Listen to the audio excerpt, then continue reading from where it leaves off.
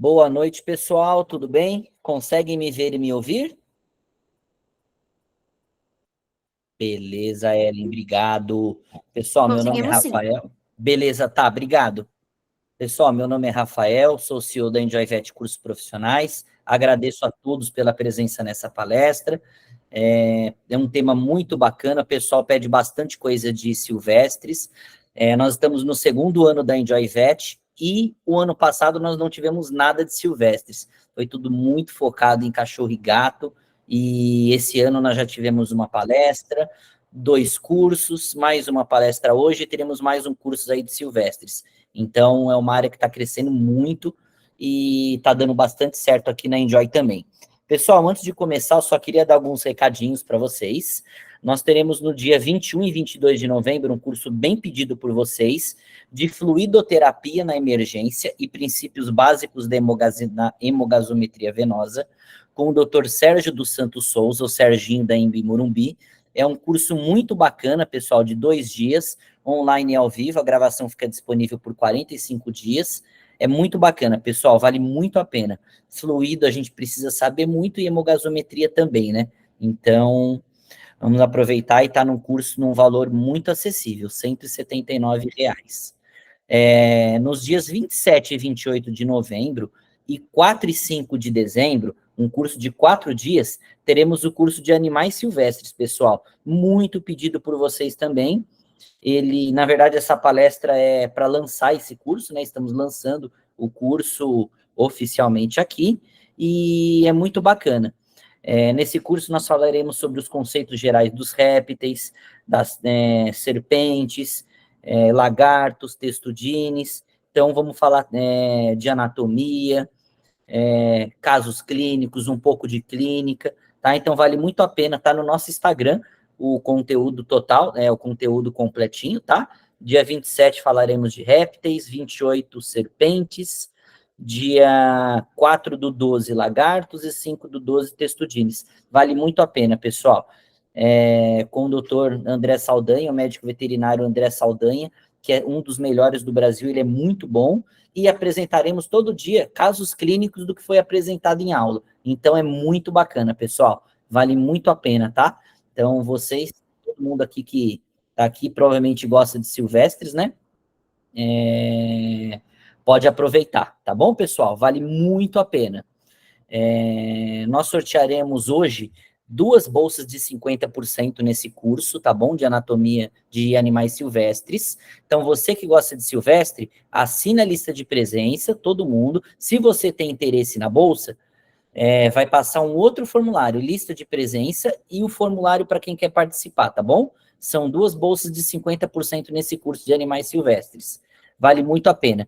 Putz, eu comprei o curso, eu já comprei. Eu posso cancelar e comprar e utilizar a bolsa? Não pode, pessoal. Porém, você pode utilizar o valor da bolsa, que é metade desse valor de R$ 189,90, no curso de fluidoterapia, ou, já comprei também o de fluido, comprei silvestres, compro todos os cursos da Enjoy.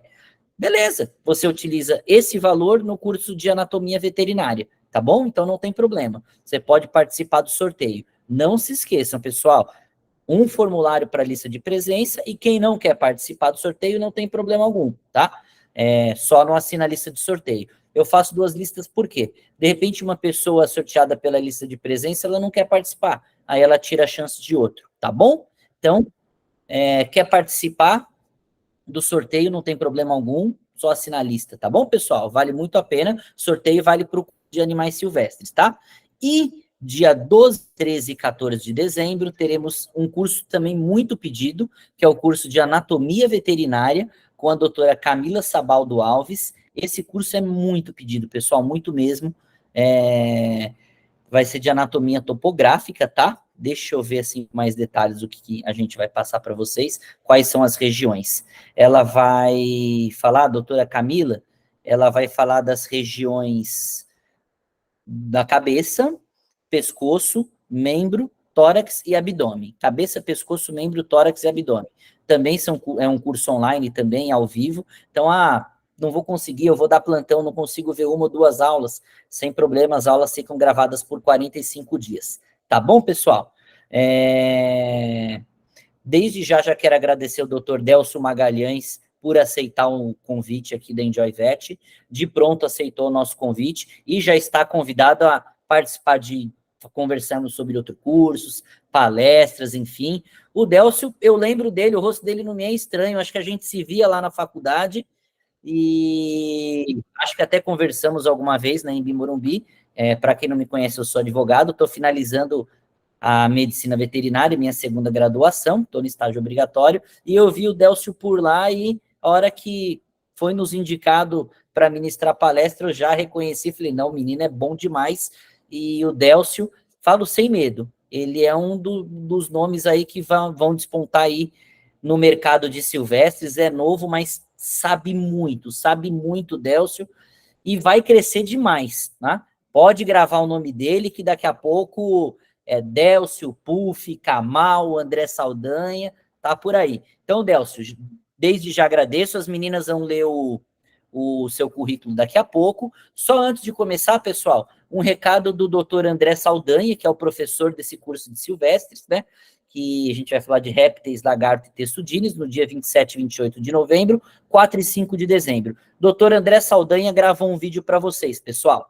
Vamos mostrar e as meninas vão apresentar o Délcio. Muito obrigado.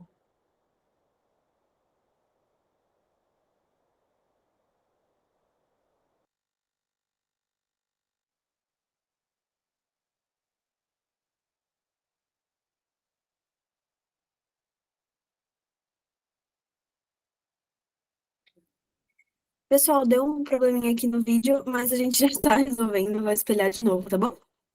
Só um segundinho. Fica tranquilo ali, tudo certo. Tecnologia.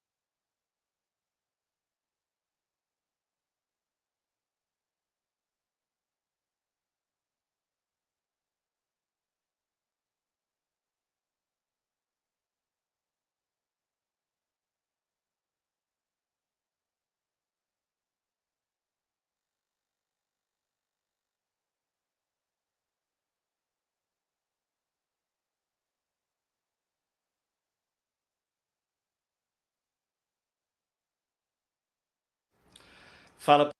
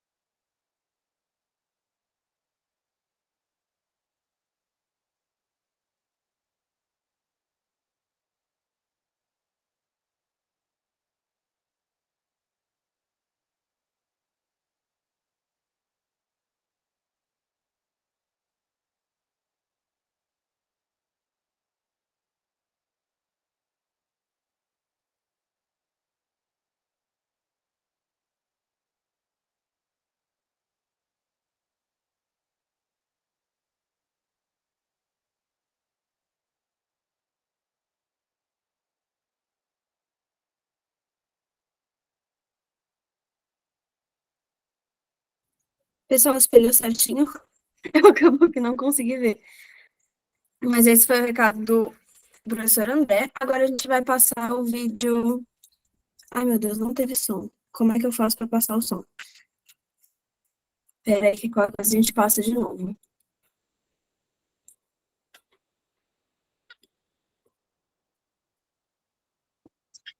Estava aparecendo como se você tivesse mutada. Aí você mutada, não vai sair o som do vídeo também.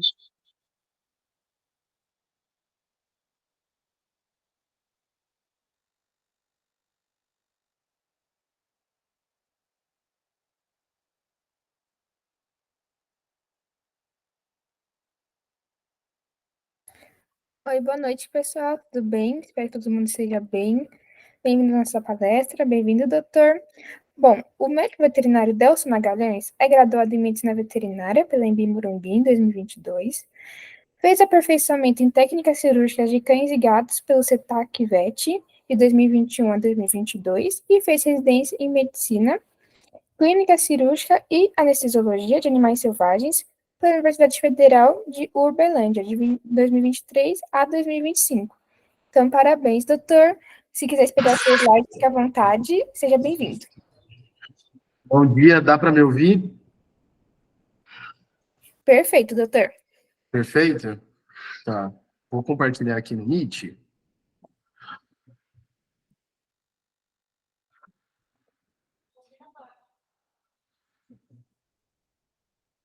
Um minutinho.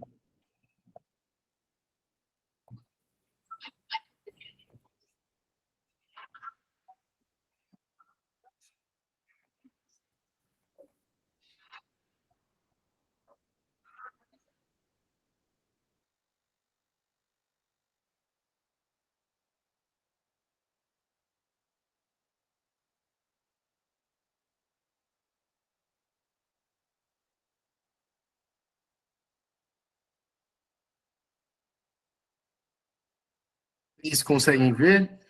Tá esperando certinho pra gente. Tá certinho? Vai me avisando qualquer coisa se der um problema para passar, tá bom? Pode deixar que a gente vai estar aqui dando assistência o tempo todo. Tá bom, dá para passar, né? Está passando. Tá bom. Gente, eu não tô vendo vocês, então qualquer coisa pode ir mandando no chat. Não sei se os meninos fazem mais no final, as dúvidas, mas aí a gente vai conversando, tá bom? Primeiro, eu gostaria de agradecer o pessoal da Enjoy, o Rafael, a Lívia. Lembro do pessoal da faculdade, Rafael já encontrei aí nessas partes de organização de grupos de estudo, essas reuniões. A Lívia também em alguns eventos. Eu lembro do Pet South que eu encontrei. E a gente sempre conversou, né? Trocou uma ideia bem legal junto com o pessoal que era bem engajado nessa parte de organização, de eventos acadêmicos, aí na Universidade de Morumbi, que foi onde eu me formei também. Conversando com o pessoal, e hoje eu trouxe o tema, que inclusive vai servir bastante de introdução, caso vocês gostem, quem não é tão engajado nessa parte de animais selvagens e pets não convencionais, é um convite para vocês fazerem o curso da Enjoy também, que vai ser super legal. O André é fenomenal, ele é super didático, então é uma honra para mim estar aqui falando, uma empresa tão séria e tão comprometida, então foi uma honra ter sido convidado para falar com vocês sobre um assunto que é extremamente necessário, por vezes polêmico, mas como é um assunto bem complexo, a gente vai abordar mais umas camadas um pouco mais superficiais, tá? E agradecer novamente o pessoal da Enjoy e a Rafa Vett que estão organizando aqui hoje a palestra. Bom, para me apresentar novamente para vocês, eu me graduei em Medicina Veterinária pela Universidade de Embi Morumbi no final do ano passado, então fui da turma que entrou em 2018, terminei a graduação. Durante a graduação, penúltimo e último ano, eu fiz meu aperfeiçoamento em técnicas cirúrgicas de cães e gatos pelo CETAC, e terminando a graduação, eu passei para residência em medicina de animais selvagens, que a gente faz tanto clínica, quanto cirurgia, anestesiologia, manejo, algumas necrópsias, aqui na Universidade Federal de Uberlândia. Então, a gente tem uma visão bem global do assunto.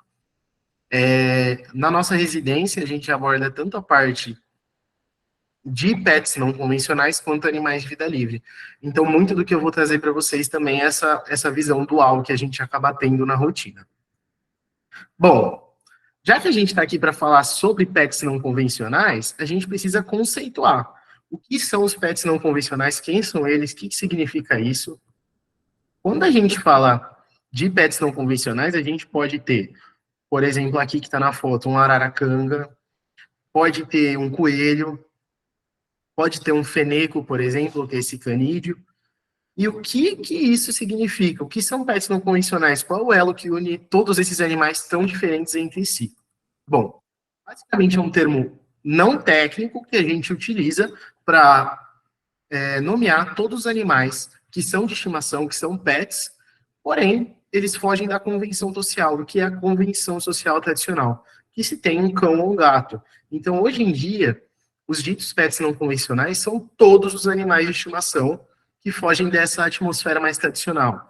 Então, desde uma ave, outros mamíferos, répteis, peixes, anfíbios e até invertebrados. Adélcio, mas e o que pode aparecer de pet não convencional? Bom, na rotina, a gente lida com diversas espécies, então a gente sempre está se deparando com uma espécie nova, uma espécie muitas vezes que a gente não viu pessoalmente, a gente apenas estudou a parte teórica, ou que a gente apenas teve contato criando essa espécie como animal de estimação, mas a gente acaba se deparando na rotina clínica com uma gama bem diversa, e eu trouxe alguns exemplos para vocês do que pode aparecer aí para vocês. Bom, nosso carro-chefe aqui na UFO, e creio que na maioria dos locais, calopsita, esse psittaciforme aí, nativo da Austrália e Nova Zelândia, extremamente gregário, né, vive em grandes bandos, fica extremamente manso e é extremamente comum na rotina clínica aqui no Brasil. A gente também se depara com o papagaio verdadeiro. Quem não conhece uma tia ou uma avó que tem aquele louro de estimação, que já passou até de geração, o animal às vezes tem 40, 50 anos e continua na família. Porquinho da Índia, esse roedor extremamente carismático, que eu particularmente amo, inclusive tenho,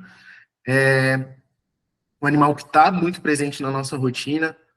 A gente vai conversar um pouco, mas a gente está numa tendência, como sociedade, em viver em ambientes cada vez menores, mais compactos. A gente vive numa tendência de verticalização das cidades, então, cada vez mais, esses mamíferos menores estão na rotina das casas brasileiras também. Hamster também é um animal um pouco mais arredio, mas é muito comum. Hedgehog está começando um pouco mais agora, ainda não existe uma permissão expressa para a criação desse animal, a gente vai conversar sobre a parte de legislação, mas é um animal que cai nas graças do povo, né, pela sua aparência. Mini pig, a gente vai falar um pouco sobre os pet farms, mas é uma tendência a gente olhar para esses animais tidos como de produção, animais de fazenda, e pegar essas versões compactas como os mini animais para trazer para dentro de casa. Mini goat, mesma história do mini pig, cabrinhas extremamente carismáticas, extremamente dóceis, então vão cada vez mais tomando espaço nos lares brasileiros.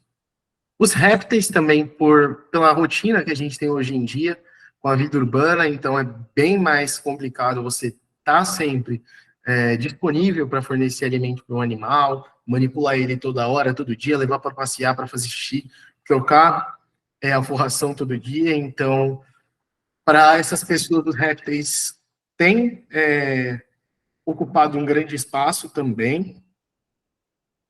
Aqui trazendo exemplo de uma serpente extremamente criada, né, a corn snake. Leopardo gecko também. O ferret saiu um pouco de moda, porque é um animal que tem diversas afecções, não é de um custo baixo, mas ainda assim é presente na rotina. E aqui a gente tem um outro exemplo de uma espécie exótica de papagaio, que é o papagaio do Congo, que é simplesmente uma das aves mais inteligentes do mundo, tem sua inteligência equiparada com a criança de 5 anos. Então, ele é utilizado até como modelo de desenvolvimento neuronal, desenvolvimento linguístico, e esses animais estão presentes também. Lembrando que a maioria das espécies que eu falei, por mais que estejam algumas filogeneticamente mais próximas, são totalmente diferentes. Então, a abordagem que a gente vai ter, inclusive o manejo que a gente vai orientar e a legislação que a gente vai responder, são totalmente diferentes. E para isso a gente precisa entender um pouco o que é um animal silvestre. Quando a gente fala de silvestres, a gente costuma englobar tudo, né? Tudo é silvestre. Mas, pela lei, um animal silvestre nativo é todo aquele animal que tem seu ciclo de vida inteiro ou parcial no território nacional. Então, desde um papagaio, desde um tamanduá-bandeira, até uma baleia azul, por exemplo, baleia jubarte, baleia franca, que vem nas águas brasileiras fazer seu período de reprodução, ou um falcão peregrino, que é uma ave de rapina que migra. Então, todos esses animais, pela legislação, eles são protegidos como animais silvestres. Passando um pouco aqui, a gente fala sobre os animais exóticos, né? A palavra exótica, ela costuma trazer aquele negócio, aquela conotação de animal esquisito, ou animal diferente, animal que a gente não quer muito por perto, mas os animais tidos exóticos, ou silvestres exóticos, né? Porque a lei às vezes trata silvestre nativo e silvestre exótico, ou apenas silvestre ou exótico. Os exóticos são todos aqueles animais que passam o seu ciclo de vida fora do território nacional. Então, como eu falei, calopsita, papagaio do Congo, e todos esses. E quando a gente analisa, inclusive, por exemplo, o gato doméstico, o cão doméstico, são animais exóticos quando a gente fala com relação à nossa fauna. Mas existe uma classificação também que nos traz o que são animais domésticos. Quando a gente pensa em animais domésticos, a gente pensa em, principalmente quando a gente estuda na graduação, né, a anatomia dos animais domésticos. A gente vai ver cão e gato, cavalo. A gente vai ver também bovino, às vezes caprino e ovino, e as aves domésticas de produção. E o suíno também, quase esqueci. Porém, animais domésticos, pela legislação brasileira, são, inclusive, se eu colocar minha ponteira, vocês conseguem ver minha ponteira? Conseguem me dar uma resposta aí se dá para ver? Conseguimos sim, professor. Então, animais domésticos é essa lista aqui de 50 espécies, 51 na verdade, já vou explicar, que foi definida pela portaria número 93 de 1998 do IBAMA. Então, se vocês quiserem abrir essa lista, que eu não consegui deixar de um formato que desse para a gente discutir, só clicar aqui e colocar no QR Code, que vocês vão abrir essa lei certinho. Mas, só um exemplo para vocês. A abelha, a Apis mellifera, ela é considerada doméstica, então a sua comercialização e utilização dos seus subprodutos são permitidos. E aqui na observação a gente tem todas as raças ou variedades e objetos da apicultura, como o mel. Então a gente permite o uso dos subprodutos desses animais quando a gente legalmente torna eles domésticos. Bicho da seda, outro aqui invertebrado aí para o uso. Aqui a gente tem Lhama pacus, né, mas foi atualizado para Vicuña pacus, que é a alpaca. A gente teve, em 2002, a inclusão do avestruz como animal doméstico, como aquele incentivo à estrutiocultura brasileira. Então, hoje em dia, você pode fazer a aquisição desse animal sem ter que recorrer a uma documentação específica. E a gente tem diversos. Então, dessas rotinas que a gente falou, então, olha aqui, cabra, aqui a gente tem calopsita também, camelo é considerado um animal doméstico, canário do reino, canário belga, chinchila, cisne negro, porquinho da Índia, codorna chinesa, coelho, diamante gold, diamante mandarim, dromedário, aqui outro, fazão de coleira, galinha, aranha da Angola, estou trazendo esses mais para a parte de pets não convencionais. Então, ganso canadense, ganso do Nilo, o hamster que está na legislação, que é o Cricetus cricetus, que inclusive proíbe sua importação a partir dessa data, a gente tem um equívoco aqui, inclusive, que a gente vai conversar sobre. Mas, por exemplo, esse hamster aqui, que é o Cricetus cricetus, não é nem o hamster anão russo, nem o hamster sírio. É um hamster europeu que é ameaçado de extinção e protegido pela CITES. que são as convenções de comércio internacional. Então, a gente tem esse animal como considerado doméstico no Brasil desde 1998, e a gente não tem a presença dele em território nacional nem para sua comercialização. E aqui outras espécies, então as espécies de marreco, com exceção do anexo 2 da CITES, então as ameaçadas, lhama, jumento, pato carolina, pavão, perdiz de chucar, peru. Então, olha a quantidade de espécies que são consideradas domésticas no Brasil. Então, a gente não pode colocar elas no mesmo balaio das outras espécies que não são consideradas. Por quê? Para eu fazer a aquisição desse animal, eu não preciso de uma documentação e regulamentação específica ainda, porque, por exemplo, para a calopsita querem exigir. E ainda a gente não precisa. Então, o que isso significa? Se eu quiser ir lá numa pet shop, comprar um coelho, um porquinho da Índia, uma calopsita, eu posso. Eu tenho esse direito legal. Mas se eu quiser comprar, por exemplo, não tem aqui papagaio verdadeiro, que é extremamente comum. Aí a gente já se enquadra num outro tipo de aquisição, que a gente já vai conversar. E qual é o panorama de fauna atualmente? Coloquei aqui outro QR Code para vocês, para facilitar para vocês entenderem, mas a gente tinha essa gestão de fauna centralizada no IBAMA, e a partir de 2011, agora essa permissão para criação, essa permissão de gestão de fauna, essa permissão de venda, isso ocorre estadualmente. Então, por exemplo, aqui em Minas, o órgão é o IEF, ele pode permitir criação, por exemplo, de um criatório de serpentes. E a venda também é feita aqui em Minas Gerais. Mas esse animal tem um documento, esse animal tem uma autorização de transporte, eu posso ter esse animal em São Paulo, por exemplo. Se eu comprei de um criatório um réptil lá no Paraná, eu posso ter esse animal em outro estado da unidade federativa. O que eu não posso? Eu não posso comprar esse animal no estado ou de um local sem regulamentação e que fique nesse estado também. Então, só para vocês verem aí desse documento, é a Lei Complementar 140 de 2011, artigo 8 e parágrafo 19º. Então, quem quiser ali no QR Code, só clicar que tem tudo na íntegra para vocês entenderem. E agora, quando a gente fala de hamster anão russo, que é esse aqui, esse mocinho pequenininho, hamster sírio, agapornis, e ainda trago mais, gerbil, a gente não tem nenhum amparo e nenhuma legislação específica. Então, esses animais são exóticos segundo a lei. Eu adquirir esses animais, eu teria que comprar de um criatório regulamentado, que me desse nota fiscal, documento do animal, registro fotográfico, e vocês já vão entender qual é o passo a passo de cada coisa. E ainda digo mais, teria que ter um suporte ainda. Porém, esses animais são vendidos comumente nessas pet shops. E a gente tem esses animais amplamente distribuídos em todo o país.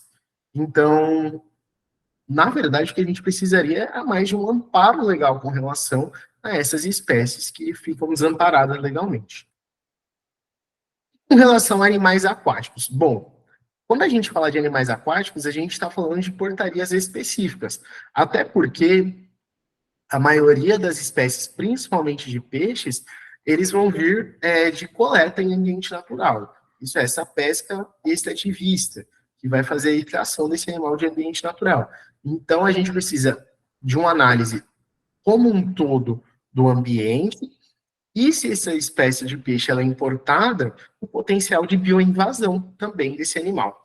Então, existem portarias específicas, como a que permite a captura de algumas espécies em épocas do ano e localidades diferentes, e a sua comercialização, além de que alguns estados, por exemplo, como São Paulo, que agora existe uma portaria que deu uma brecha que permite a criação de axolotes, que é esse animal aqui, e a rã de unhas africanas, que é Xenopus. Então, esse animal, por exemplo, o axolote, ele é um animal criticamente ameaçado, é uma salamandra que vive em fase neotênica, isso é essa fase larval, toda a vida, a não ser que ela seja submetida a um estresse fisiológico e mineral. Então, esse animal, ele tem um carisma muito grande. Além disso, ele ocorre apenas em um local do mundo, que é o Lago Xochimilco, lá no México. Então, são animais extremamente avançados de extinção, mas que são criados pelo mundo todo. Também são objetos de estudo, porque ele tem potencial de regeneração de membros, por exemplo. Então, a gente tem que ter um olhar um pouco mais cuidadoso quando a gente fala dessas espécies. E a Xenopus também é animal utilizado em pesquisas laboratoriais, agora sua criação foi um pouco mais permitida. Mas, lembrando que essas leis, elas permitem, mas não expressamente. Então, lembrando que a gente vai depender muito de quem vai fiscalizar isso também.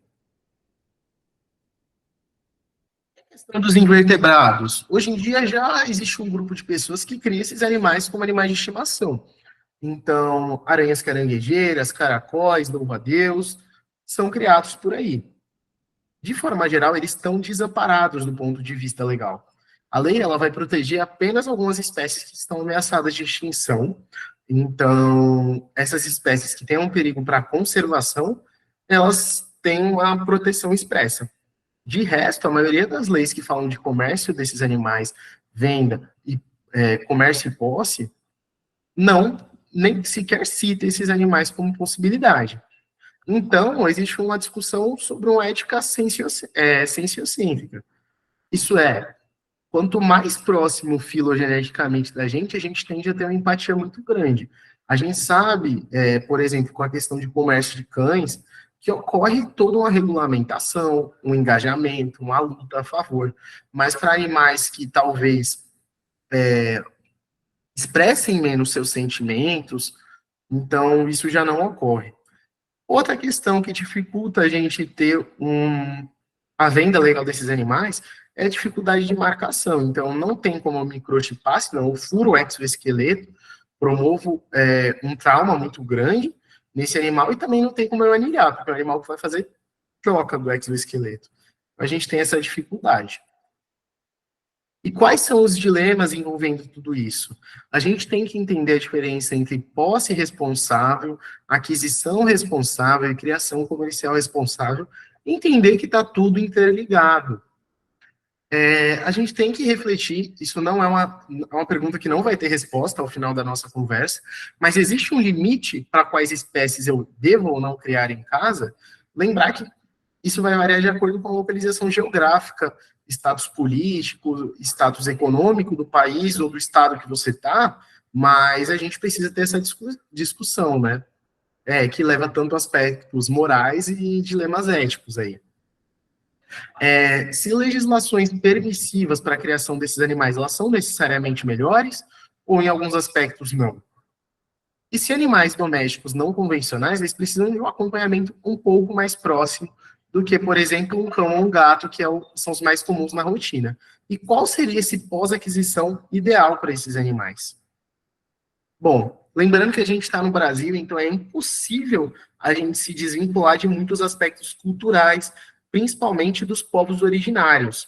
Lembrando que nas grandes navegações, logo no descobrimento da nossa terra, né, ou catalogação, porque descobrimento hoje em dia tem gente que já não utiliza essa palavra, foi emitido um documento chamado Terra Papagaio, que descrevia aqui como a terra dos papagaios, que aqui os povos originários eles já tinham contato com esses animais, eles viviam rodeados, que era um país muito propício à vida desses animais, e esses animais eles acabavam convivendo diretamente com essas sociedades originárias que a gente tinha aqui no nosso país. A gente tem, né? Mas tinha de forma protegida e conservada. Lembrar que esses povos, né, sejam tupis, guaranis, tupi-guarani, eles chamavam esses animais de xerimbabo. Inclusive, eu trouxe um trecho aqui de um livro da Raquel de Queiroz, né, xerimbabo, que fala, xerimbabo é uma palavra engraçada, e é assim que os índios chamam seus animais de estimação, seus bichos de estimação. O xerimbabo, ele pode ser desde um papagaio, um cachorro, introduzido lá da Europa, né, nessa altura do campeonato, um sagui, um gato, um canário belga, aqui, canário belga, animal exótico, e toda criança gosta de ter seu xerimbabo. Aí corta para o final. Mas ser dono de um animal é uma grande responsabilidade. Aqui, inclusive, eu trouxe até uma foto do filme que quem não conhece esse filme marcou a infância da maioria das pessoas, que é o filme Tainá, que mostra aquela menininha indígena que luta, inclusive, contra pessoas que querem explorar e destruir a floresta. Inclusive, principalmente no início, ela tem um macaquinho de estimação. No caso, esse é um macaco barrigudo, Lagotrix lagotrica, endêmico da região amazônica. Então, já mostra essa relação íntima com esses animais selvagens também, trazendo-os para o contexto de convivência com o ser humano. Alguns dados da BIMPET mostram que existem 141 milhões de animais de estimação no Brasil. Desses 141 milhões, 55 milhões são cães, e a gente tende a pensar que tem muito gato no Brasil, né? A tendência de gato é crescer cada vez mais, que expressa 24,7 milhões. Porém, em segundo lugar, logo atrás dos cães, vem as aves, com 40 milhões de indivíduos mantidos em domicílio no Brasil. Logo após, a gente tem, depois das aves, os gatos, logo após os peixes ornamentais, 19,4 milhões de indivíduos, e outros animais, que sejam coelhos, porquinhos da Índia, outros roedores, répteis, representando 20,4 milhões de indivíduos como animais de estimação. E olha aqui, só para mostrar para vocês. A gente tem um crescimento acumulado, né, desses dados de 2018 e 2019, que cães estão crescendo a quase 2%, gatos 3%, peixes 1,5%, aves 0,5%, talvez pela questão de manejo aí, e um dado expressivo aqui desses répteis e pequenos mamíferos que tem um crescimento 4%, que tem uma maior taxa de crescimento. O problema é que a gente agrupou aqui pequenos mamíferos e répteis, mas é fato que cada vez esses animais vão estar mais presentes nos lares brasileiros. Falando um pouco também sobre pet farm no Brasil, que são os animais tipicamente de fazenda, que são criados como pet. Então, desde mini pigs, a gente tem lhamas, alpacas, mini cabras. Lembrar que esses animais exigem um espaço muito grande, exigem um custo de manutenção muito grande, cuidados muito específicos, e eles têm um comportamento muito peculiar. Então, as pessoas tendem a fazer o que a gente chama de posse irresponsável, adquirir por impulso, não procurar dar assistência devida, promover o bem-estar, e acabam criando de qualquer jeito. Quando você vê que um mini pig, que mesmo sendo mini, chega lá a seus 150 quilos, fala, não quero mais. Mas também não é assim, é uma responsabilidade, é um bicho que pode chegar lá até seus 18 anos. E lembrar que a gente tem que ter cuidado com esses animais com relação a legislações estaduais e municipais. Por exemplo, eu sei que aí no município de São Paulo não é permitido expressamente legal, inclusive é condenada a criação de suínos em área urbana. E a pessoa, o fiscal da vigilância sanitária que emitiu, que está lendo, que está aplicando essa lei, ele não vai se preocupar se é um suíno que toma banho, que é pet, que vive junto com a família, ou se ele é um suíno de produção. Ele pode ser apreendido da mesma forma. Então, a gente tem que se atentar com esses detalhes. Aqui em Uberlândia também não é permitido em área urbana, mas a gente é um município com área rural extensa aqui, no caso. Falando um pouco sobre a realidade estadunidense, então a gente tem um crescimento exponencial de pequenos mamíferos, aqui a gente já separa um pouco desses pequenos mamíferos, principalmente ferrets e coelhos. Os dados categorizam hamsters, gerbios, ratos, porquinhos da Índia, chinchilas, camundongos e ferrets e coelhos. Então, a gente tem um número maior de cães, logo após a gente tem os gatos, e logo após os peixes, depois os pequenos mamíferos, depois as aves. Lembrar que aqui a gente separa em répteis, então a gente tem um número muito grande de répteis nas casas americanas.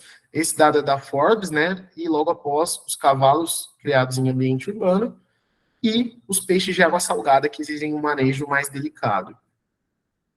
Como é a legislação estadunidense?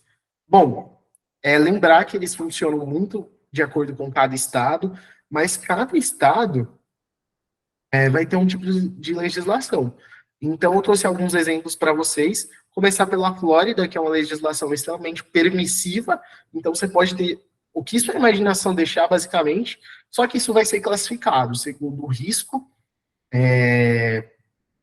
de potencial zoonótico, potencial de bioinvasão e também potencial de dano. Quando a gente fala de dano, é dano físico ao cuidador. Você pode ter, por exemplo, lá uma serpente peçonhenta, um felino de grande porte, pode, mas desde que você tenha autorização para isso e que você tenha o documento que classifica o risco. No Kansas, já proíbe essas espécies com potencial de dano e potencial de invasão. Então, é uma legislação que já é um pouco mais engajada para o lado do ambiente, que esses animais estão inseridos. Na Califórnia, eles têm uma lista de espécies proibidas, mas não tem uma lista de espécies permitidas, então o que abre margem. Você pega essa lista, por exemplo, trata cabras selvagens, tipicamente norte-americanas, elefantes, lontras, hedgehogs, ferrets, preguiças, primatas e tamanduás como animais proibidos. Então, calma, é isso mesmo? Na mesma lista a gente tem cabra, hedgehog, ferret, a gente tem primata, preguiça, lontra, tamanduá e elefante. Então, não classifica muito entre eles, o que complica muito.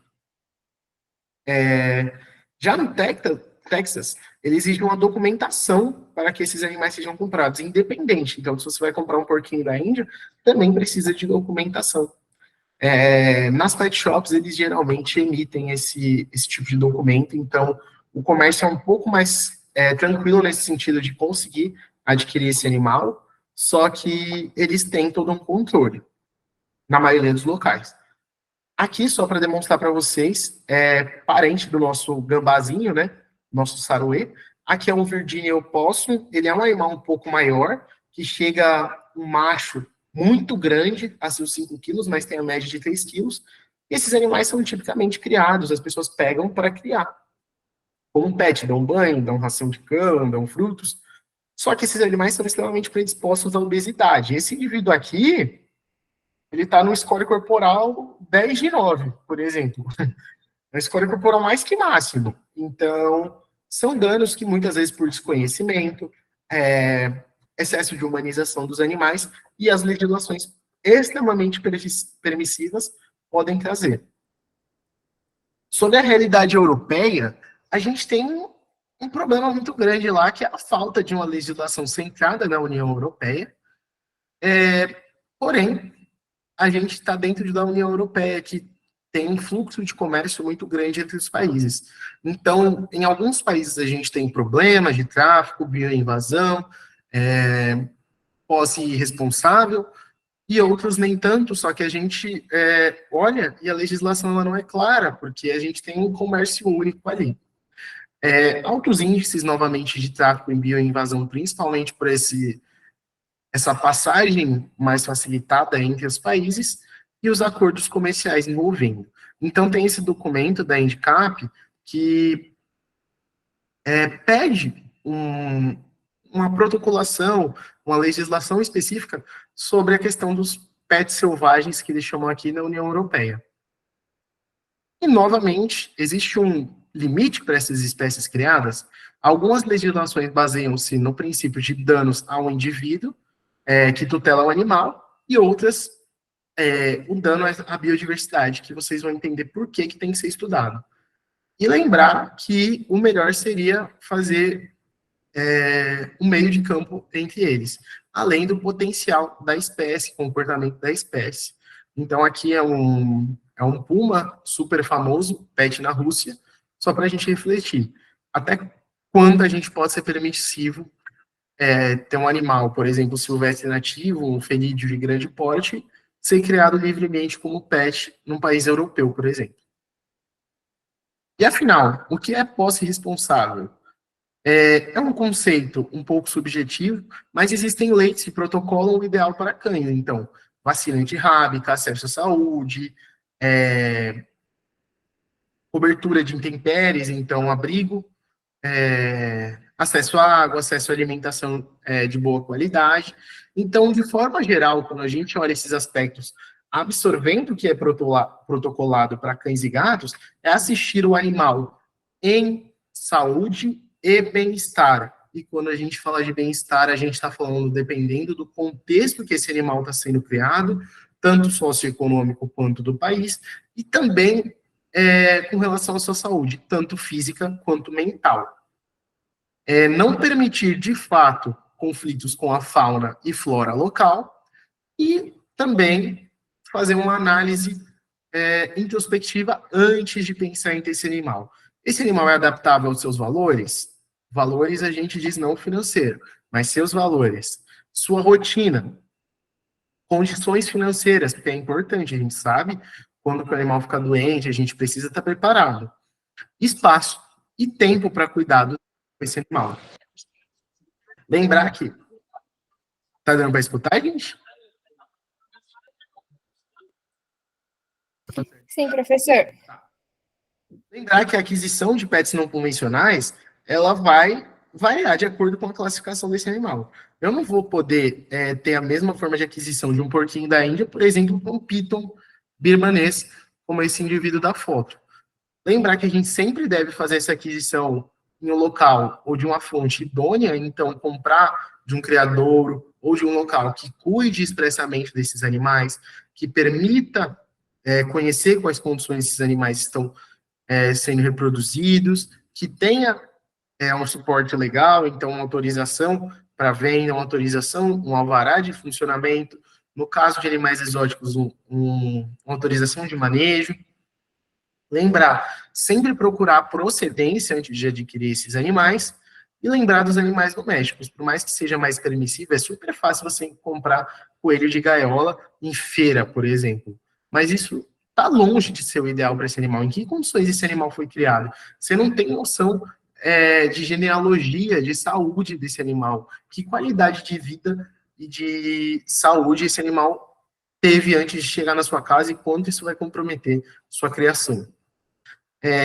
Para animais silvestres ou exóticos, lembrar que a gente precisa de licença de funcionamento para um criador funcionar e rodar com esses animais.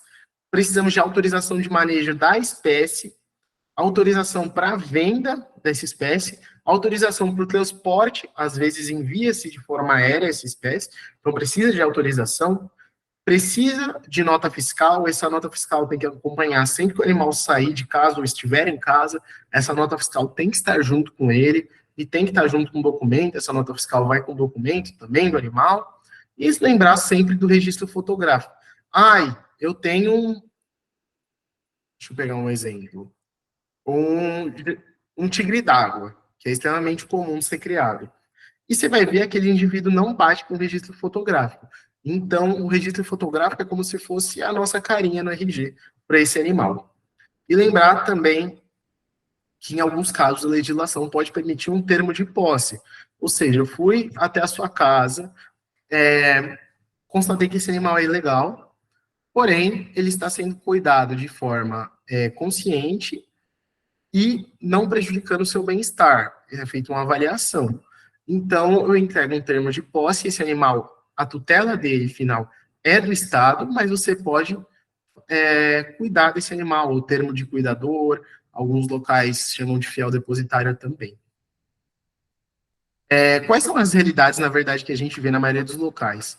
Então, esses papagaios, às vezes mais de um indivíduo numa gaiola extremamente diminuta, ambiente que não é limpo, sem forração de gaiola, poleiros, por exemplo, de péssima qualidade, espaço de péssima qualidade, o empenamento animal nitidamente não está saudável.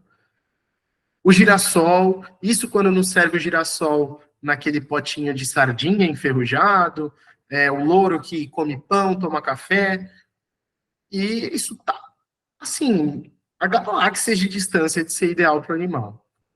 A gente vê também coelho, né, animais que precisam de espaço para a sua saúde psicológica, para a sua saúde física, gastrointestinal também, para evitar pododermatites, eles precisam de um manejo super específico.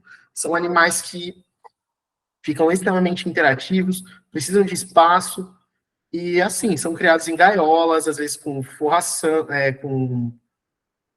com piso de ferro, então machuca as patinhas. Longe de ser o ideal. E lembrar que, por exemplo, o peixe beta, a maioria deles, coitados, vivem nessas beteiras, sem nenhum tipo de filtro, sem nenhum tipo de controle de água, com espaço extremamente diminuto, sem nenhum tipo de cuidado ou assistência de saúde. E são animais que precisam, vocês vão ver mais para frente, pelo menos 20 litros de aquário para ter um bem-estar. Aqui um paciente até que eu atendi aqui, infelizmente ele evoluiu a óbito, ele tinha recebido até o nome, a gente nomeia os pacientes aqui de Lego, então traz uma problemática. Por quê? Esse tigre d'água, ele foi encontrado num parque estadual, numa reserva, caiu de uma cachoeira e foi trazido pelos órgãos ambientais aqui para o setor, aqui na UFO. Qual o problema? Eu estou no Triângulo Mineiro, Cerrado, interior de Minas Gerais. Esse animal é nativo do Rio Grande do Sul. Então, são animais extremamente vendidos, sem nenhum controle, por mais que seja de forma ilegal, e são animais que crescem, muitas vezes ficam agressivos, precisam de um espaço muito grande, e as pessoas vão lá e abandonam em rios, em lagos, e esses animais vão se proliferando, se reproduzem super fácil, e estão aí, na natureza, em vida livre. Lembrar também que para a gente ter uma posse responsável, uma aquisição responsável desses animais, a gente precisa proporcionar bem-estar. Então, quando a gente fala de bem-estar, a gente está falando de um conceito extremamente amplo, subjetivo e variável. E a gente tem diversas formas de avaliar isso. Então, a gente tem o conceito das liberdades, que é aquilo que a gente estuda muito, em diversas caixinhas, não se entrelaçando, que é um conceito um pouco mais antigo. A gente tem o conceito de domínios e a gente tem um conceito que explora o contexto desse animal e comportamento. Então, a gente pode utilizar todos esses fatores para agregar na nossa análise, nossa contribuição com esse indivíduo. Lembrar que o conceito das 5 liberdades, aquele livre de fome e sede, livre de desconforto, livre de dor e lesões, livre de medo, estresse, livre para expressar seu comportamento normal ou natural, foi definida pelo Comitê de Bramble, voltada para animais de produção e adaptado para outras espécies, em 1965. Então, desde 65, a gente tem esse conceito pré-estabelecido. Qual o problema?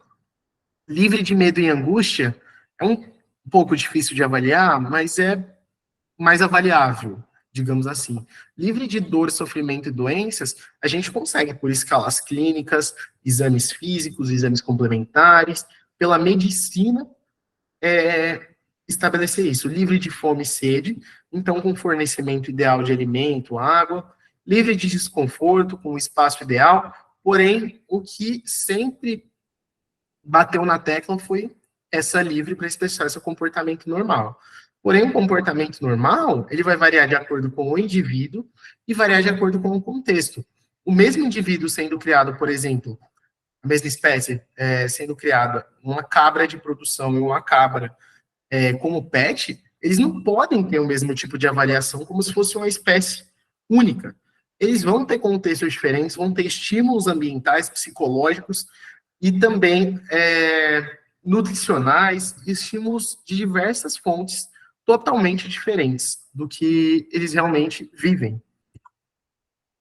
Depois, em Mellor, lá em 94, ele separou os domínios de estudo entre físicos e mentais. Então, a gente tem os domínios físicos, os funcionais, né? E em 2020, o mesmo autor, ele incluiu também a parte de interação humano-animal. Então, a gente tem o domínio nutricional, que vai trazer experiências positivas e negativas. As experiências negativas, para constatar bem-estar ou falta dele, vão envolver principalmente privação de água, privação de comida, subnutrição. O ambiente, se ele está extremamente exposto a mudanças tanto físicas quanto atmosféricas, no caso, os intempéries. Saúde, procurar também doença, alguma injúria, ou pareamento funcional.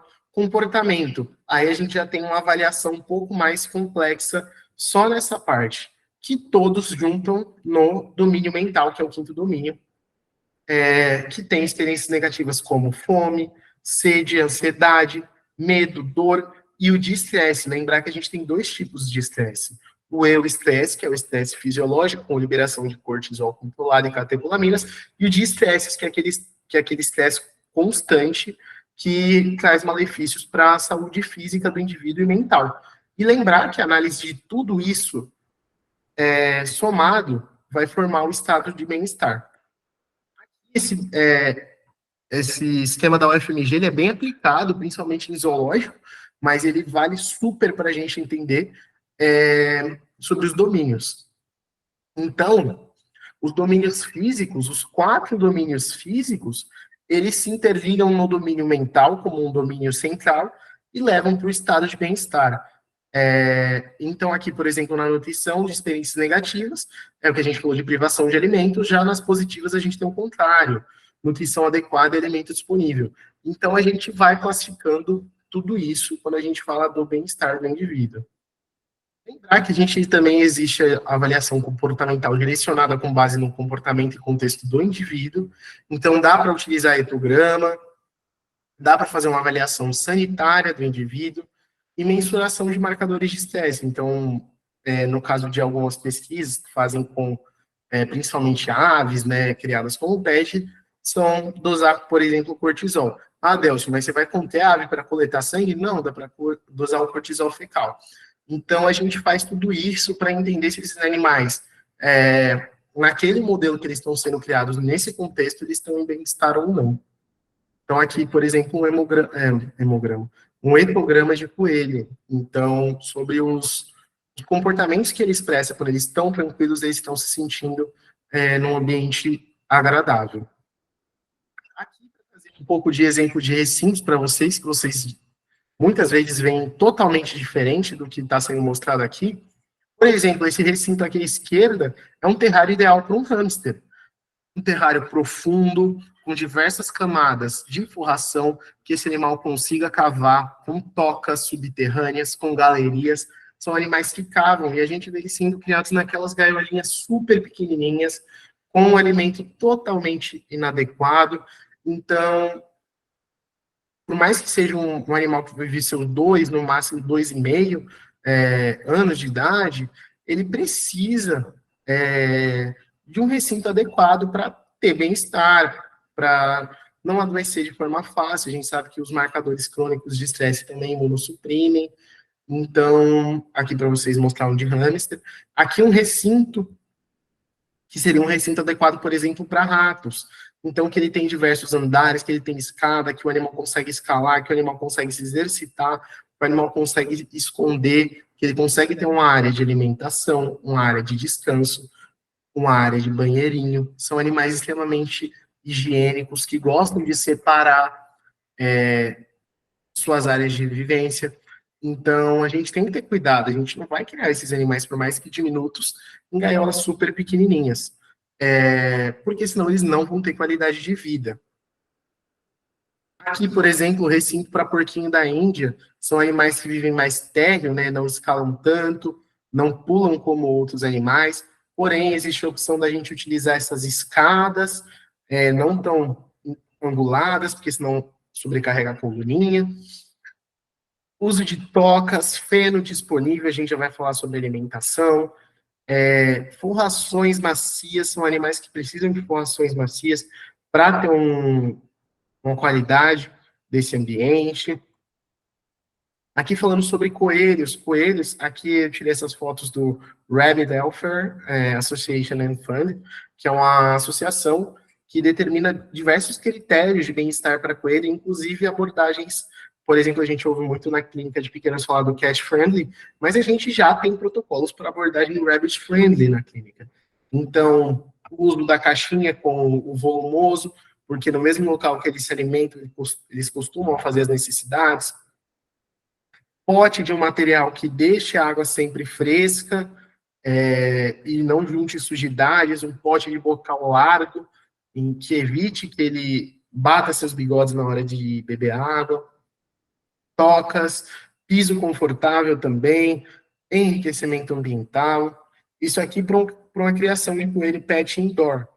Existem modelos de criação outdoor, então, em que o animal ele escolhe se ele quer ficar nesse microclima externo, com tela de galinheiro ou de mosqueteiro, ou no ambiente indoor, então se ele quer ficar num local mais frio ou mais aquecido. São animais que não respondem tão bem ao calor excessivo, mas ao frio excessivo também não respondem. Então, são ambientes, assim, confortáveis para o coelho. Lembrar que esses animais, por mais que tenha a ração, muitas pessoas, às vezes, até hoje em dia, dão sementes para esses animais, mas são animais que são herbívoros, excelentes comedores de gramínea, no caso do coelho e do porquinho da Índia. Então, a base de alimentação deles vai ser feno e vai ser o fundamental para a manutenção da saúde desses animais. Eles vão ter problemas gastrointestinais, vão ter problemas dentários, se eles não consumirem essa quantidade como base de fibra de pelo menos 80% da alimentação. Aqui alguns recintos de répteis. Lembrar que a gente tem que ter um layout de terrário, o André vai falar sobre isso para vocês, mas que favoreça as características biológicas das espécies. Então, por exemplo, aqui esse terrário de iguanas é um terrário extremamente amplo, que permite que o animal explore para cima. Na verdade, eles são animais arborícolas, então eles conseguem descer, conseguem subir nos troncos, precisa de um grande espaço. Um indivíduo desse, por exemplo, tem 1 metro de comprimento, então imagina o tamanho desse terrário, desse recinto. Já aqui, trouxe de curiosidade para vocês um recinto, por exemplo, de um camaleão. Esses animais, eles são de ambientes tropicais, que chovem o dia inteiro, eles tomam água direto de folhas, são animais, em sua maioria, insetívoros estritos, então eles só comem insetos. Então, a gente tem que fazer chover no terrário por meio de dispersores de água ou bombas d'água que façam chover várias vezes ao dia, né? Tem guidelines que falam de pelo menos 6 vezes ao dia que chova 15 minutinhos no terrário em horas espaçadas. São animais extremamente estressados, um pouco mais solitários, então a gente tem que ter o terrário geralmente não de vidro, de tela, e se esse animal se vê, por exemplo, vê o próprio reflexo, ele pode entrar num estresse agudo, inclusive virar óbito. Então a gente tem diversas particularidades aí. E a gente tem que estar preparado para fornecer o bem-estar e informar essas características quando esses animais chegam para nós. Aqui, só para trazer para vocês que os animais, eles comem o que eles foram designados biologicamente. Então, não adianta a gente querer ter um réptil, ou, no caso, uma serpente, e a gente ser contra manipular, por exemplo, carne, outros animais mortos, porque esses animais comem, por exemplo, ratos ou aves abatidas. Tem alguns animais que só comem presas vivas, mas não adianta a gente se propor a ter esses animais se a gente não consegue fazer o básico, que é fornecer alimentação adequada, por questões morais ou por questões sociais também. Então, por exemplo, o leopardo gecko é um animal extremamente carismático, que chama a atenção de muitas pessoas, porém ele é insetívoro. Mas eu tenho nojo de pegar em larva de inseto, em barata, grilo. Então você não vai ter esse tipo de animal, porque se você não consegue alimentá-lo, você não consegue proporcionar o básico da vida para ele. Eu não estou falando aqui de grandes especificidades no manejo de leopardo gecko. Estou falando o básico, só da alimentação. Ele é insetívoro. E tem animais que são carnívoros também, e que não comem ração. Eles comem presas vivas inteiras. Aqui é um layout de peixe beta, que vocês vão ver. Esse aquário com aproximadamente uma coluna d'água, lá com seus 20, 30 centímetros, um aquário de no mínimo 20 litros, com aquecimento e termorregulação. No caso, aqui no Brasil, a maioria das regiões a gente não precisaria desse aquecimento, mas filtro d'água, mensuração de parâmetros de qualidade da água, isso é super necessário. Aqui alguns recintos de aves, então, aqui um viveiro grande com várias araras, que seria o ideal para manter esses animais que vão quilômetros e quilômetros por dia. Aqui é um espaço mínimo, mas a gente sabe que a maioria desses animais vão morar em gaiolas, né? Aqui uma gaiola grande, mas que a gente conseguiria manter, por exemplo, calopsitas confortáveis, até um papagaio, mas que esse animal saia, que ele tenha estímulos ambientais, que ele tenha uma supervisão também, que ele tenha um acompanhamento. Lembrar que o acesso à saúde, ele envolve tanto assistência médica quanto medicina preventiva. Aqui a foto de um ultrassom de cavidade celomática num papagaio verdadeiro para acompanhamento. Era um animal que comia super errado e fazia acompanhamento para avaliar a saúde hepática e renal. Lembrar que medicina preventiva, ela não é só colher os exames, como está na foto, mas ela envolve um global. Então, orientações e adequações de manejo, ver se esse animal está sendo criado e alimentado da forma correta, o que eu, médico veterinário, posso recomendar para a manutenção do bem-estar desse animal. Detectar precocemente as alterações, tanto no manejo, quanto na minha semiologia, quanto nos meus exames complementares aqui, que eu já falei. Lembrar sempre do uso racional de antimicrobianos, e quando a gente fala de antimicrobianos, a gente fala de antiparasitários também. Então, medicina preventiva não é ir lá e tacar vermífugo no bicho, mas ver se esse bicho realmente precisa desse vermífugo. Esse animal apresenta alguma parasitose subclínica ou clínica? Se não, não tem por que a gente fazer esse tipo de abordagem. E lembrar que algumas espécies, por exemplo, os ferrets, precisam se vacinar. Os ferrets têm protocolo vacinal tanto para raiva, que é obrigatória, quanto para sinomose. A gente sabe a sinomose aí, quem trabalha com pequenos, ela é disseminada, principalmente no interior do Brasil. E o vírus, ele tem algumas resistências ambientais. Então, imagina você passear na rua e trazer diversos patógenos no seu sapato para o seu ferret, e um patógeno que, até então, a descrição é de morte quase certa. Então, a gente tem que saber essas particularidades das espécies. Aqui mais um pouco sobre assistência médica e medicina preventiva. Aqui é a colheita de sangue do banana. É um Python Ball que eu atendi e que eu acompanho agora também. Ele veio para o seu check-up anual e a gente faz assim como em pequenos animais. Exame de sangue, exame coproparasitológico, ultrassonografia. Aqui, um exame cardiológico em coelhos. A gente sabe que quando eles mais velhos, eles podem apresentar cardiopatias, então a gente faz eletrocardiograma, a gente faz ecocardiograma. E lembrar que quando a gente não tem essa posse responsável, a gente pode causar danos à biodiversidade. E quais são os principais danos? Primeiro, a bioinvasão. Vai gerar competição em indivíduos que têm um nicho ecológico próximo, então eles vão competir por alimento. Predação, introdução de um predador diferente, assim como ocorreu lá em Fernando de Noronha. Primeiro foram introduzidos os ratos. Aí depois houve uma tentativa de introduzir gatos para o controle de ratos. Os gatos se disseminaram e estavam matando as aves. Introduziram ainda o TIU como um componente de tentativa de controle dos gatos e dos ratos. Então a gente tem 3 espécies invasoras agora e controle nenhum. Hibridização, vou falar um exemplo para vocês, mas daqui a pouco. Transmissão de doenças entre os animais, e além do mais, agora a gente fala também de potencial zoonótico. Lembrando que nós, médicos veterinários, estamos inseridos no contexto da saúde única, então é impossível a gente dissociar completamente a saúde animal, a saúde ambiental e a saúde humana. Então, a gente entra nesse contexto também quando a gente fala da manutenção e posse responsável dos pets não convencionais, e a gente também tem danos a indivíduos. Então, algum dano que sofra, por exemplo, um arara que escapou e acabou brigando com um papagaio menor, e a gente pode ter esses problemas também. Vou trazer alguns casos para finalizar sobre danos à biodiversidade. Então, um dos casos mais polêmicos envolvendo a criação e disseminação e responsável de um tipo de pet não convencional é a questão das pitons birmanesas na Flórida. Então, a gente tinha alguns criatórios, principalmente no sul da Flórida, próximo ao Parque Nacional dos Everglades, que tem um clima extremamente propício para a criação da espécie. E houve alguns desastres naturais, houve algumas introduções acidentais e propositais de se desfazer dos animais. Desastres, por exemplo, os furacões que atingiram o sul da Flórida, uns 30 anos atrás. Então, é um dos maiores desastres ecológicos por bioinvasão já registrados e mensurados.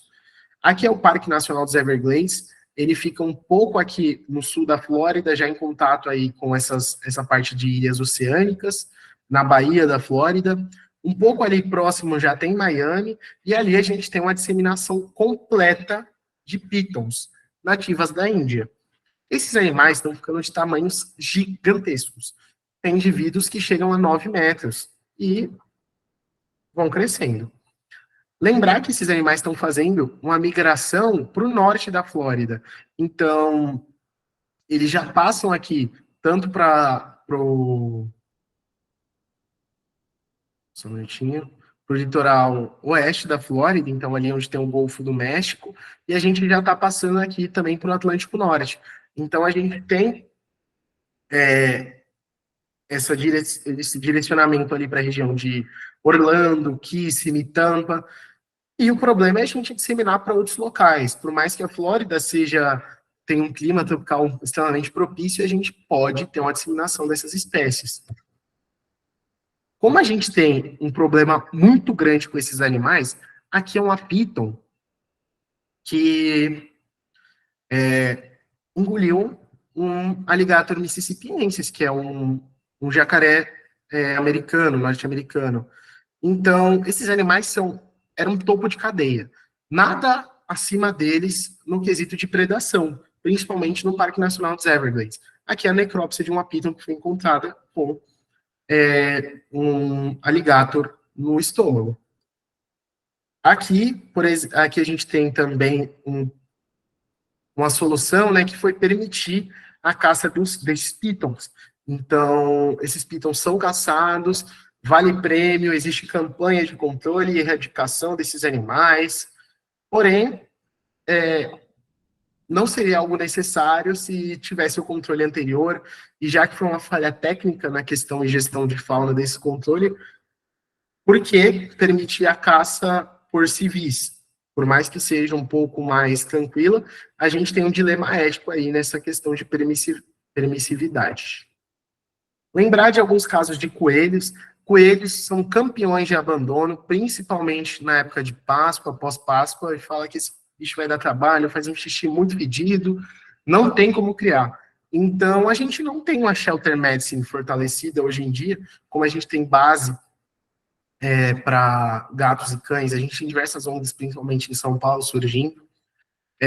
Aqui essa reportagem que 40% dos coelhos são abandonados no pós-Páscoa, então, do CRMV da Paraíba, ele emitiu essa nota, junto com a ONG Adote um Orelhudo, que explicou que a partir de 60 a 70 dias, pós-Páscoa, é que começa esse pico de abandono, porque são animais que são comprados só para fazer aquele charme. Lembrar também que os coelhos, eles têm uma doença chamada doença hemorrágica viral, que não é de potencial zoonótico, porém, aqui vou voltar. Nos Estados Unidos, essa doença hemorrágica viral já está presente em diversos estados, e a tendência é que essa doença desça. Então, a gente não vacina ainda os coelhos para essa doença no Brasil, porque não existe. Porém, a tendência é que uma hora chegue aqui. E qual é o problema? A gente tem coelhos norte-americanos, então, do gênero Silvilagos, por exemplo, Cottontail Rabbit, que estão sendo extremamente dizimados, porque eles pegam essas doenças dos coelhos europeus, que são os domésticos, e acabam adoecendo, só que entre eles a transmissibilidade é bem maior e a taxa de óbito também. Lembrar que aqui no Brasil a gente tem um lagomorfo que é o tapiti, então é um risco ecológico também. No caso dos saguis, por exemplo, o sagui de tufo branco, nativo lá do Nordeste do Brasil, foram trazidos para a criação como pet, porém, em algumas regiões do Sudeste a gente tem o tufo preto, que é o Penicillata, e um sagui da serra escuro, que é extremamente ameaçado.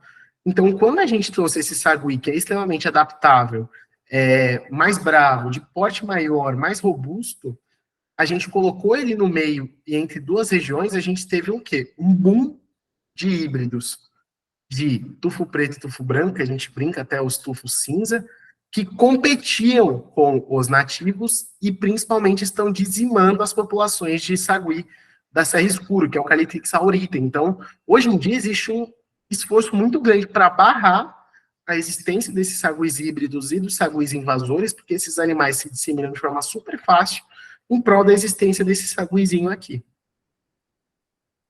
E para finalizar com vocês, como é que a gente pode estimular a posse responsável e evitar todos esses problemas, todos esses poréns que a gente conversou hoje? Bom, fortalecendo campanhas de educação ambiental para a gente entender qual é a problemática, o que a gente pode, o que a gente não pode fazer. Engajar profissionais nesse âmbito também, de promover, explicar logo na primeira consulta quais são os efeitos de uma posse responsável. Lutar por legislações atualizadas que, de fato, avaliem permissões, riscos e compreendam a situação atual da criação da espécie no Brasil. Em outros países também, no caso. Existir mais estudos com relação ao manejo específico desses animais em cativeiro como animais de estimação. Porque não adianta nada a gente aplicar protocolos, por exemplo, para essa espécie em estado de produção, de carne, por exemplo. Então, não adianta nada a gente aplicar esse contexto. Aqui uma campanha do Fundo de Bem-Estar de Coelhos, norte-americano, que hoje em dia tem os protocolos Rabbit Friendly, falando We are not toys, então que eles não são brinquedos, que eles não são brinquedos para crianças, são animais extremamente sencientes, desenvolvidos, que eles não podem ser criados em gaiola, e eles não podem ser negligenciados no período pós-Páscoa. Aqui fala, inclusive, de castração e dieta nesse folheto.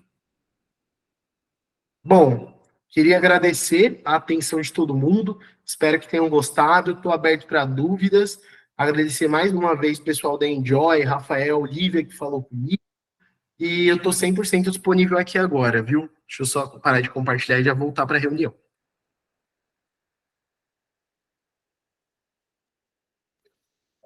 Professor, tivemos algumas dúvidas. Eu vou ler aqui para vocês. Foram, pelo que eu vi, 3. Uhum. A primeira foi do Rodrigo Santos. Ele perguntou: existe algum estudo que comprova o tempo de vida médio de pets não convencionais ou exóticos dentro do seu habitat normal e quando passam a ser, entre aspas, domesticados? Bom, Rodrigo, tudo bem? Obrigado pela pergunta. Mas, na verdade, de praxe, os animais eles vivem mais em cativeiro do que em vida livre. Isso não significa que eles estejam necessariamente melhor em cativeiro, ok? Em cativeiro, a gente não tem a necessidade de procura de um ambiente ideal, a gente não tem a necessidade de procura por alimento e a gente não tem competição e predação. Então, a gente elimina todos esses fatores naturais. Então, no geral, eles vivem mais em cativeiro. Por exemplo, papagaios, existem estudos que falam que na natureza eles chegam aos seus 40, 50 anos, existem papagaios de cativeiro que chegam a seus 60, 70 anos. Então, a gente tem essa diferença aí.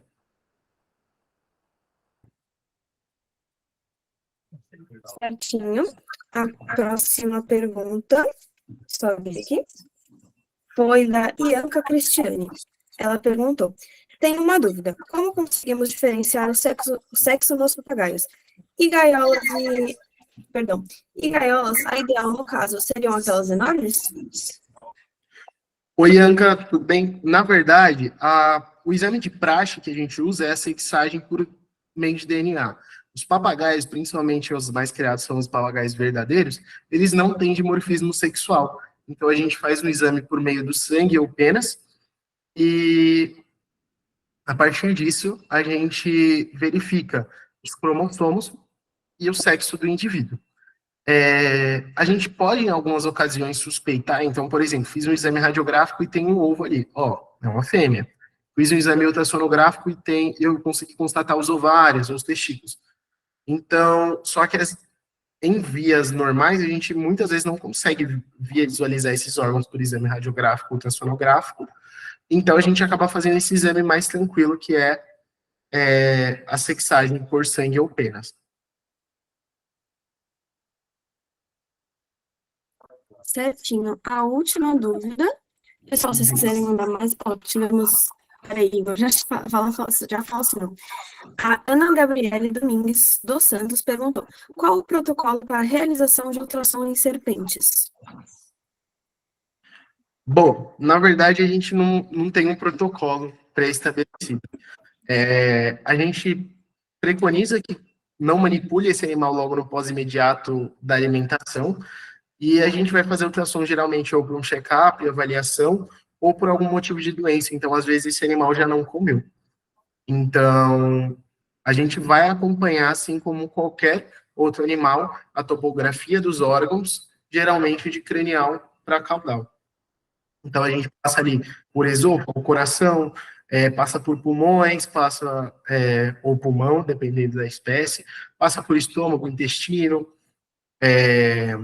sistema reprodutor, sistema excretor, e faz esse check-up completo. Mas existem alguns protocolos que falam com relação à realização desse exame no sentido de como é o aspecto ultrassonográfico, mas a gente não tem, por exemplo, igual às vezes em cachorro, 12 horas de jejum, não fazer xixi, administrar simeticona antes do exame. Então, quando a gente fala de répteis no geral, a gente não tem isso definido, até porque, por exemplo, esses animais às vezes comem semanalmente, quinzenalmente, até mensalmente. Então, é irrisória essa questão desse preparo um dia antes ou alguns dias antes. Certinho. Agora a pergunta do Igor Ramos. Professor, para manter um gecko em uma casa numa cidade do interior de São Paulo, onde a temperatura varia de 5 graus Celsius no inverno e quase 40 graus no verão, como eu posso adequar a climatização no período que o gecko precisa de aquecimento?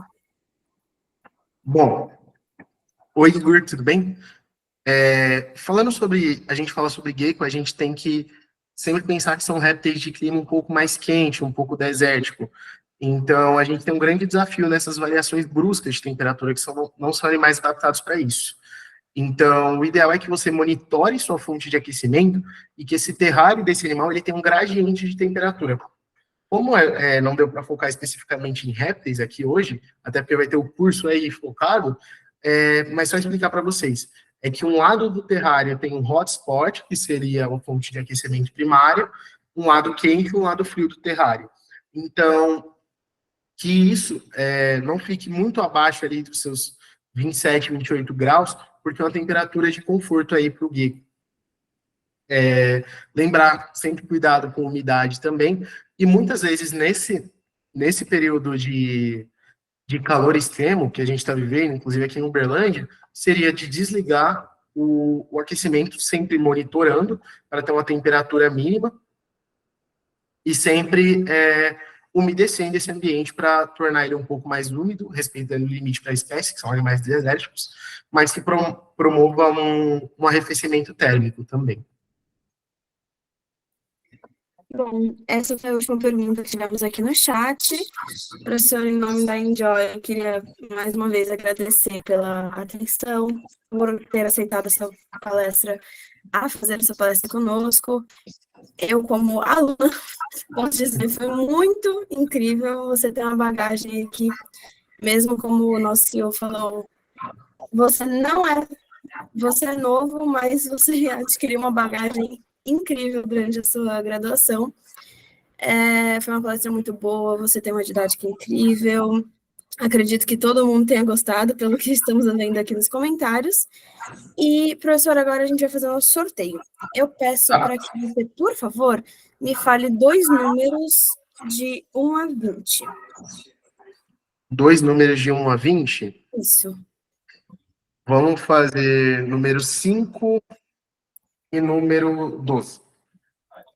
Pode me falar mais 2, por favor, caso a gente use esses 2 números de segurança, caso as 2 primeiras pessoas não estejam ao vivo aqui na live.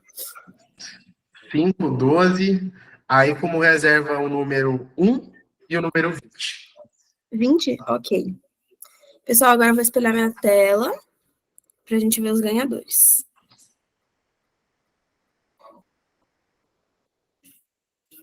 Vocês estão vendo certinho? Deixa eu ver se está indo. Pronto. Aqui, vocês estão vendo meu mouse? Esses aqui são os números que o professor falou, e esses em verde que eu vou pintar agora são os de segurança. Número 5 foi a Raíssa Cipiani de Andrade. Por favor, dá um oi aí no chat para nós. E número 12, a Tainá Nascimento Santana. Por favor, também dá um oi no chat para nós. A Raíssa e Raíssa tá Tainá. presente. Já vi aqui a Raíssa. Tá bem? A Tainá, será? Se a Tainá não der oi, Se a já se Tainá... manifestou ali. É, o Rodrigo tá na cola. Tainá, cadê você, Tainá? E aí, tá? O Rodrigo ganhou. Boa, parabéns, Rodrigo. Qual que é o nome dela? Só um minutinho. Tainá Nascimento Santana. Não tá aqui no chat, então é do Rodrigo. Parabéns, Rodrigo. Aos ganhadores, nós entraremos em contato pelo WhatsApp para enviar as bolsas tudo certinho. Pessoal, nós estamos sempre disponíveis para qualquer dúvida. Acredito que o professor também. Uhum. A gente disponibiliza slide. Ainda não enviamos o slide no chat, mas no chat, perdão, no grupo, mas a partir de agora, no final da aula, nós já enviaremos. E é isso. Vale ressaltar que, para quem os ganhadores da Bolsa, ela tem validade de 48 horas, então vocês precisam adquirir o curso nas primeiras 48 horas. E acho que é isso, tá? Mais alguma coisa, me ajuda aí, mais alguma coisa a acrescentar? Eu queria pedir a palavra para agradecer novamente todos os presentes. Claro, professor. Não é fácil, né? Tá até 19h30 da noite aqui na frente do computador, mas obrigado a todos os presentes também. Quem quiser acompanhar a rotina, pode acompanhar. A gente faz post legal tanto lá no Instagram do setor, que eu deixei, Selvagens UFO, quanto no meu pessoal também. Mas qualquer dúvida, pode mandar mensagem que a gente vai conversando. E espero que todos tenham gostado. E obrigado novamente, Enjoy, pelo convite. Pessoal, só lembrando, a gente vai ter o sorteio agora 8 horas no nosso Instagram, tá bom? Então, corre que ainda dá tempo de participar. Vai ser um pad de suturas, então você vai ganhar a pele e